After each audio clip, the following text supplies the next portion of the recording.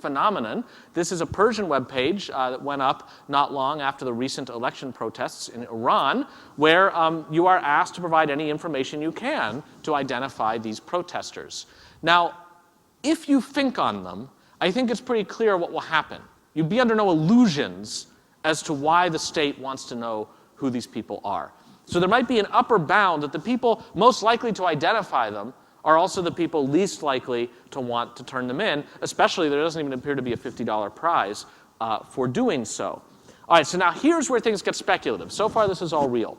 The speculative piece is, what if we took a service like Mechanical Turk and farmed this task out in the following way? This is my back-of-the-envelope calculation. There are 72 million people in Iran.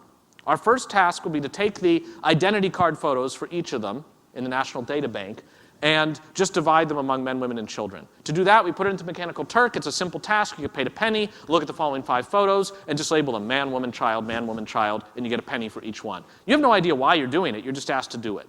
And then we have our divided database. Now we take a photo of a protester we want to identify. We create a new task. We put that on the left, and we take one of the photos from our matching corresponding databases, and we put a number of those on the right, and we simply ask people at a penny a pop, does anybody on the right match the person on the left?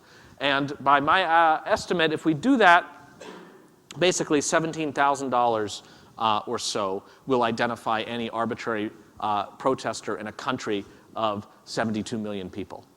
And if you're feeling like you're kind of a McKinsey type, you can no doubt make this much cheaper. You can come up with also, you're like, oh, wait a minute, I got even a better heuristic. What have we, right? You're already like, oh, wait, so, we should concentrate on the cities, people in Tehran, right? They could do this, and the people making the identifications in India, in the United States, idly doing this on their lunch break instead of Minesweeper, would have absolutely no idea the implications of what they're doing. And that seems worrisome to me. Okay, so that's about moral valence concerns and not knowing who's commissioning your work.